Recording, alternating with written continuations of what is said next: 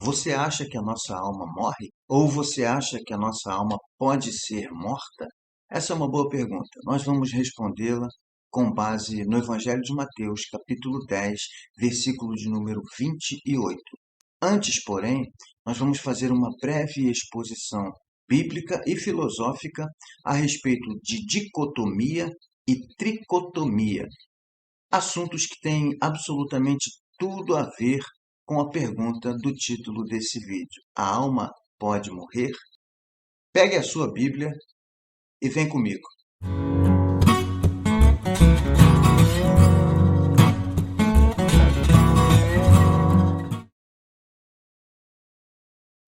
Olá, sou o pastor Clóvis Costa e você está no canal A Pregação em Perspectiva. Eu quero te dar as boas-vindas e já pedir para você se inscrever no nosso canal. E se você gostar do conteúdo desse vídeo, no final, dê o seu joinha e compartilhe com seus amigos. Muito bem, nossa proposta hoje é responder à pergunta se a nossa alma pode morrer. Nós vamos fazer uma breve análise do Evangelho de Mateus, capítulo 10, versículo de número 28. Não temais os que matam o corpo e não podem matar a alma. Temei antes aquele que pode fazer perecer no inferno tanto a alma como o corpo. O que está sugerido no texto é que a alma pode ser morta. A pergunta é: quem pode matar a alma?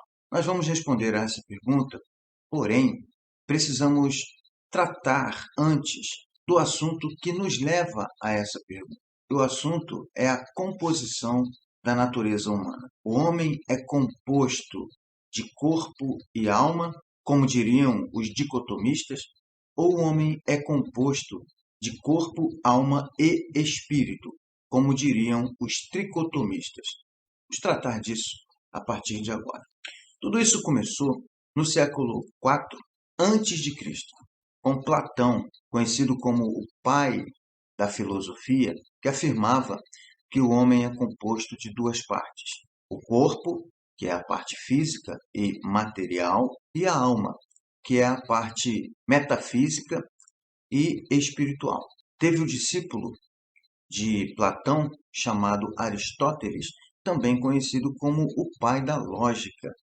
Aristóteles desenvolveu essa teoria, ou essa tese de Platão, afirmando que o homem é composto de três partes, não de duas: corpo, que é a parte material e física, e alma e espírito, que compõe a parte espiritual ou metafísica. A alma teria o papel de conectar o corpo ao mundo físico e também de conectar o espírito ao mundo espiritual.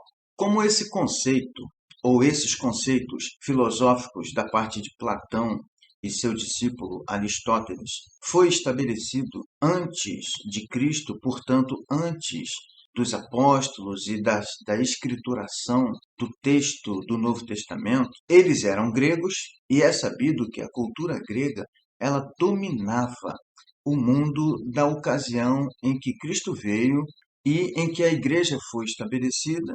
Todo o conteúdo de escritura sagrada que foi produzido naquele tempo foi produzido, inclusive, não apenas com o uso da língua grega, mas a cultura estava permeada de todos os ensinamentos dos gregos. Inclusive, havia já um pressuposto a respeito da natureza humana. Então, haviam sábios, rabinos judeus que se dividiam.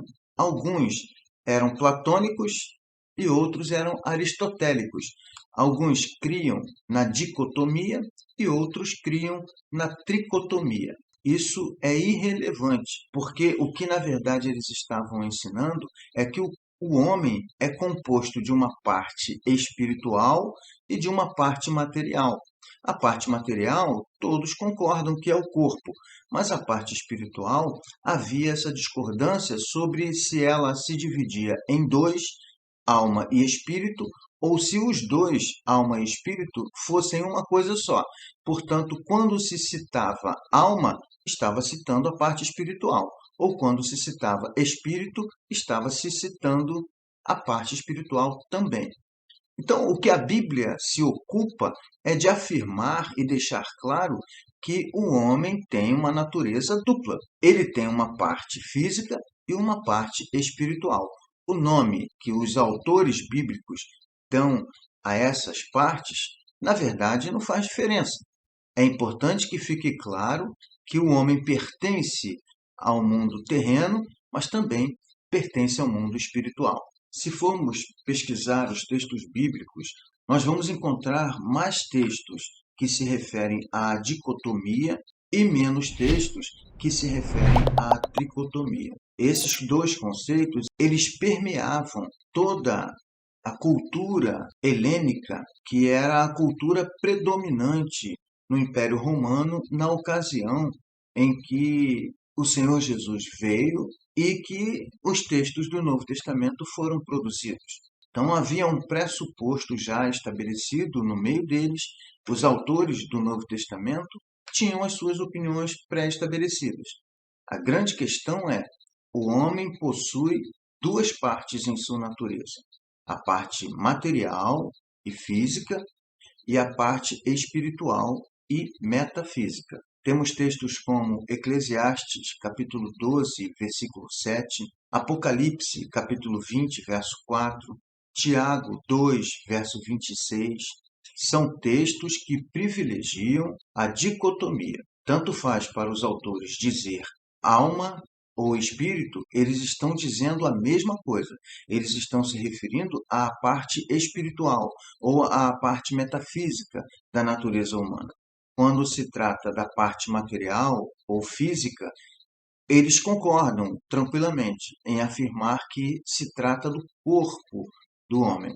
No capítulo 12 de Eclesiastes, por exemplo, quando ele vem falando sobre a duração da vida do homem, fala da deterioração física do homem, lá na altura do verso 7, Salomão afirma que o pó volte à terra como era e o espírito torne a Deus que o deu. Portanto, Salomão entendia que o homem é composto de corpo que volta à terra e de espírito que torna para Deus. Duas partes, parte física e parte espiritual. Assim como João, no Apocalipse capítulo 20, verso 4, ele menciona que lá no céu ele contemplou as almas dos mártires. De acordo com a visão de João, os corpos morreram, estão na terra aguardando a ressurreição e o que está nos céus são as almas. Portanto, duas partes: parte física, que morreu e aguarda a ressurreição, e parte espiritual, que são as almas que já estão no céu. Outro exemplo é Tiago 2,26. Tiago fala tranquilamente que o corpo sem espírito é morto. Ele não fala de alma. Assim sendo, para Tiago, a parte espiritual do homem é o espírito e a parte física é o corpo. Não menciona a alma. Então, Tiago, pode-se dizer que Tiago era um dicotomista. Acreditava que alma e espírito são a mesma coisa. Portanto, não faz diferença se é alma e espírito, são duas coisas distintas, ou se é a mesma coisa. A questão é: o homem é composto de duas partes, parte material e parte espiritual. Porém, antes de nós respondermos à pergunta se a alma pode morrer, eu gostaria de mencionar mais dois textos do Novo Testamento que indicam que o homem é corpo, alma e espírito. O primeiro texto é a primeira carta de Paulo aos Tessalonicenses, capítulo 5, verso 23. E todo o vosso espírito e alma e corpo sejam conservados irrepreensíveis para a vinda de nosso Senhor Jesus Cristo. Na concepção de Paulo, pelo menos neste versículo, ele fala que a parte física do homem é o corpo, mas a parte espiritual do homem é o corpo e a alma. A questão é que não é do interesse do Paulo explicar a respeito de tricotomia ou dicotomia.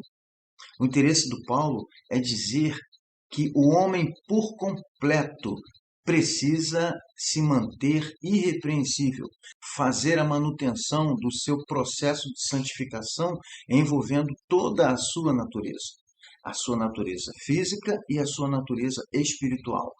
Não importa se o homem é corpo, alma e espírito, ou corpo e alma, ou corpo e espírito.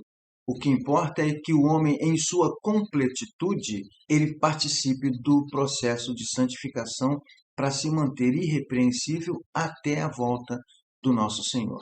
Outro texto que indica a tricotomia é a carta aos Hebreus, capítulo 4, versículo 12, quando diz que a palavra de Deus é mais penetrante do que espada alguma de dois gumes, e é capaz de penetrar a ponto de dividir alma e espírito, juntas e medulas, e é apta para discernir os pensamentos e as intenções do coração.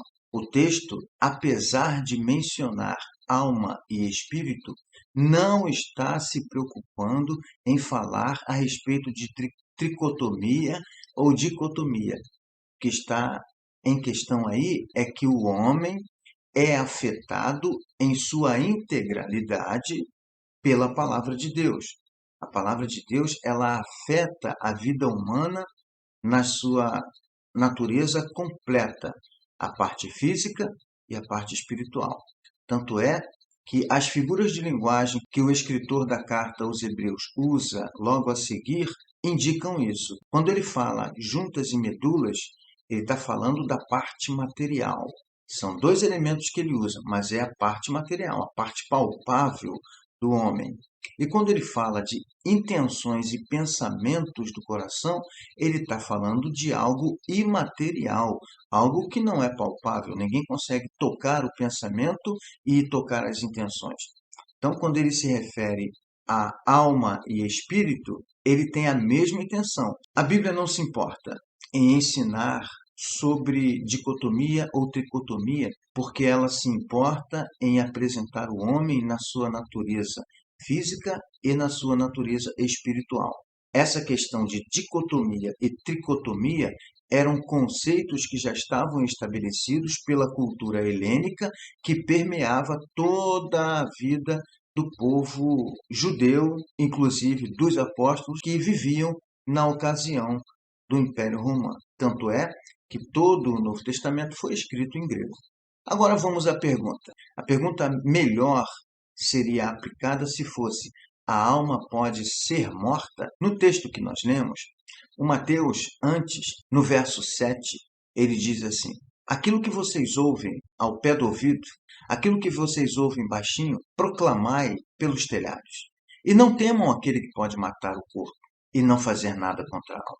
Temei antes aquele que pode matar o corpo e fazer a alma perecer no inferno. O que ele está dizendo é que nós devemos pregar o que ouvimos com o risco de termos o nosso corpo morto por nossos perseguidores, por aqueles que não aceitarem a pregação. A gente não deve temer essas pessoas. Devemos temer a Deus, que é o único capaz de destruir, porque o versículo 12 fala perecer, usa o verbo perecer. Aquele que é capaz de fazer perecer ou capaz de destruir, portanto, matar, não só o corpo, mas também a alma. O texto também não está se importando em definir se nós somos alma e espírito, mas o texto diz que nós temos a natureza física, que é o corpo mortal, e temos a natureza espiritual, que pode ser chamado de espírito ou de alma. No caso de Mateus, ele chama de alma. Sempre que nós pensamos em alguma coisa mortal, nós pensamos em alguma coisa que o homem pode matar. Mas nós nos esquecemos de que Deus, que criou todas as coisas, ele pode destruir todas as coisas. Nós não temos condições de colocar limites não apenas no poder criativo de Deus, mas também no seu poder destrutivo. Ele pode consumir com uma alma, com o espírito, ele pode consumir com o corpo, ele pode o que quiser. Ele é Deus. Então, quando Mateus está dizendo isso, ele está se referindo a Deus. A alma pode ser morta. mas pode ser morta apenas por Deus. Que Deus te abençoe. Espero que esse vídeo tenha trazido a você algum esclarecimento a respeito de dicotomia, tricotomia ou se a sua alma pode morrer. Até o próximo vídeo.